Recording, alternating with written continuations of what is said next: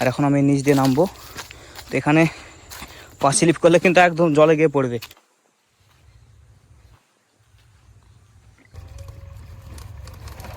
মাঠের ভিউটা দেখো একবার।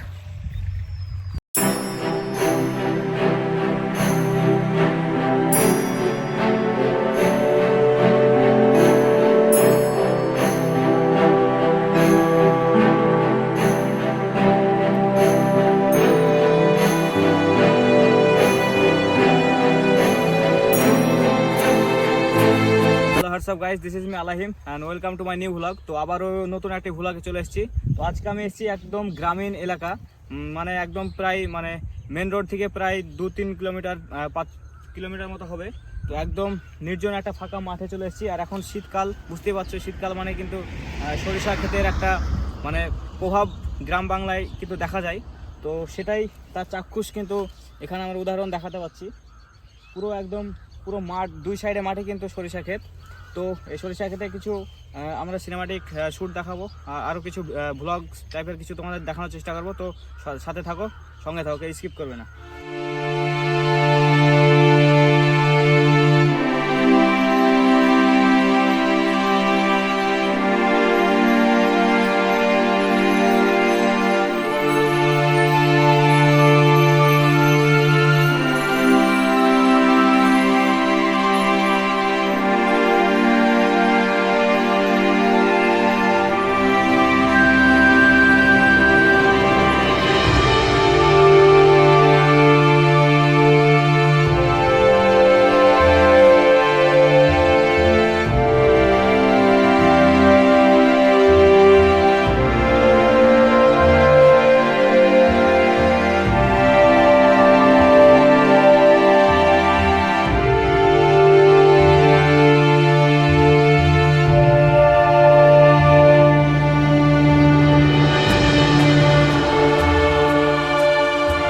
তো এই শীতের সময় আরেকটা জিনিস আমরা খেয়াল করি গ্রাম বাংলায়, সাধারণত মানে মুর্শিদাবাদ এলাকাতেই আমি বলছি, কারণ এগুলো আমার চোখে দেখা।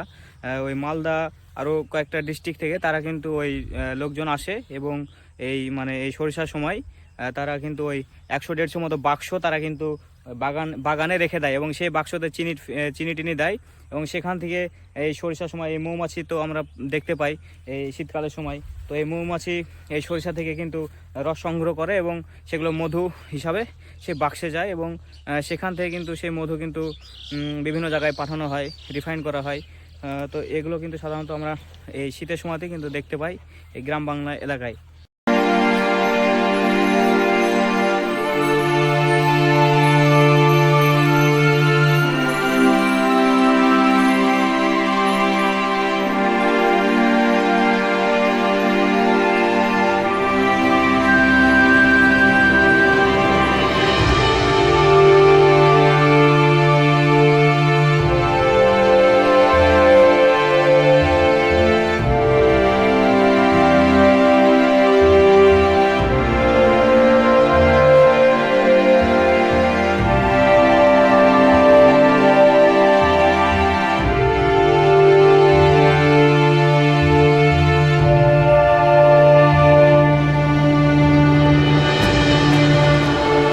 একদম এই রাস্তা ধরে চলে আসলাম সোজা।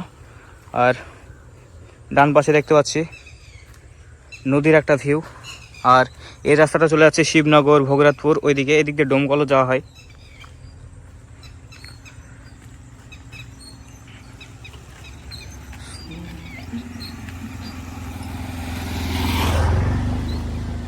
এখন এই মাঠের এই দিকটা একটু যাব।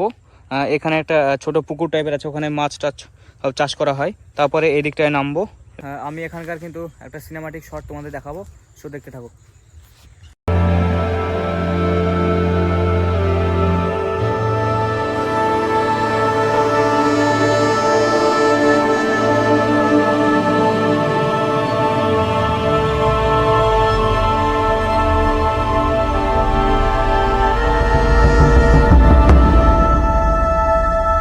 বাইক রাখা আছে আর এখন আমি নিচ দিয়ে নামবো।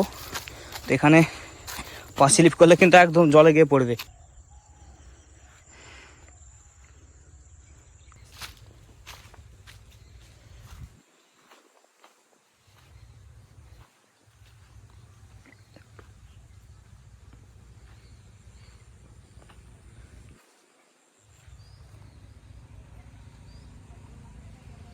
সে মাছ কিন্তু ছাড়া রয়েছে এই পুকুরে। আর এইভাবে কিন্তু এখানে নেট দেওয়া রয়েছে যাতে পাখি মানে মাছগুলোকে যাতে না ধরতে পারে।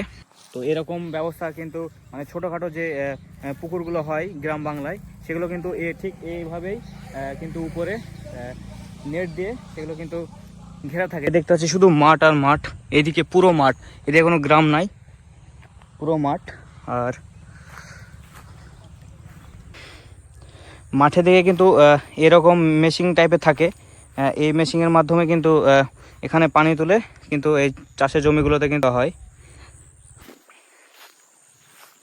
তো এখানে কিন্তু মাছ আছে, সেজন্য কিন্তু এখানে বক দেখতে পাচ্ছি।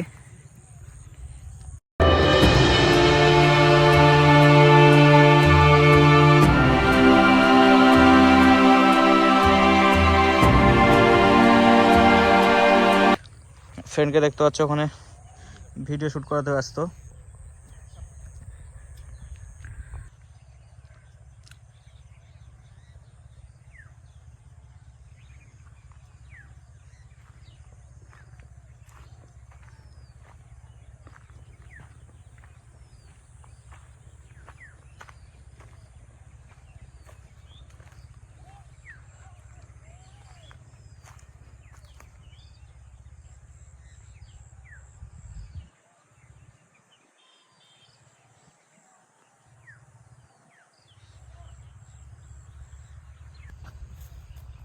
তো আমরা ওই দিকটায় গিয়েছিলাম, তো ওই দিকটা দেখলাম কোনো বাড়িঘর নেই, ওই দিকটা কিন্তু পুরো মাঠ, বাড়িঘর আছে এই দিকটায় আর এই দিকটায়, আর এটা একদম নির্জন।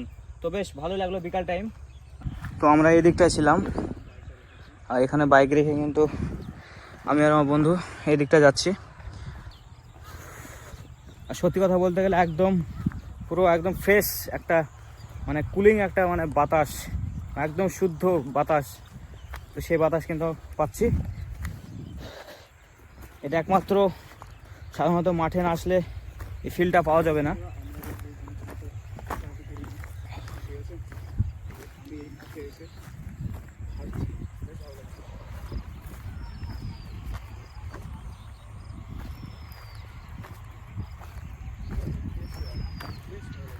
এগুলোতে কিন্তু ধান ছিল, এই ধানগুলো কিন্তু সব কাটা হয়েছে। এইভাবে কিন্তু ধানগুলো কেটে এক জায়গায় কিন্তু সেগুলো মানে জমা করা হয় এবং সেখানে এই মেশিনের মাধ্যমে এইভাবে কিন্তু সেগুলো ছাড়ানো হয়। মাঠের ভিউটা জাস্ট দেখো একবার। তোমার ফ্রেন্ডকে দেখতে পাচ্ছ, সেও কিন্তু ভিডিও করছে। তো বল রনি, কেমন লাগছে? এই তো বেশ ভালো লাগছে, ফ্রেশ এয়ার, অনেক সুন্দর লাগছে।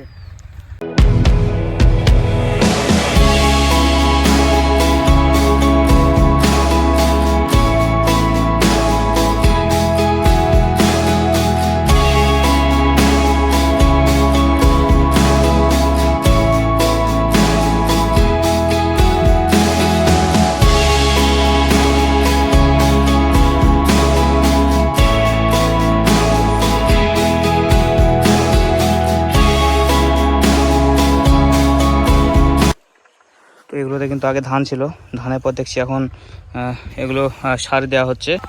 কি দিচ্ছেন, ইউরিয়া নাকি? Urea phosphate. তো এটা দিয়ে আবার চাষ হবে না, এরপর কি লাগাবেন? চাষ হবে, চাষ হওয়ার পর কি লাগাবেন? গম।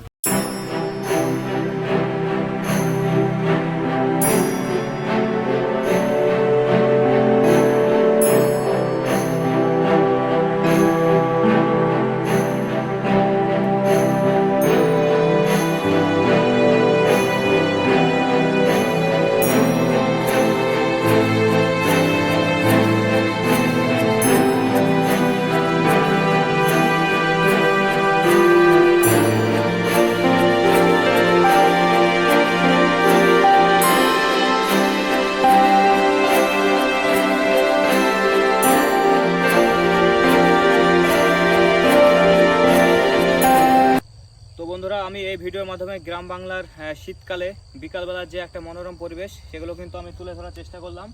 আর এই ছিল আজকের ব্লগটি। যদি তোমাদের ভালো লাগে তোমরা অবশ্যই লাইক কমেন্ট শেয়ার করতে ভুলবে না। আর চ্যানেলকে যদি নতুন থাকো চ্যানেলটি তো অবশ্যই সাবস্ক্রাইব করবে। সো দেখা হচ্ছে নেক্সট ব্লগে।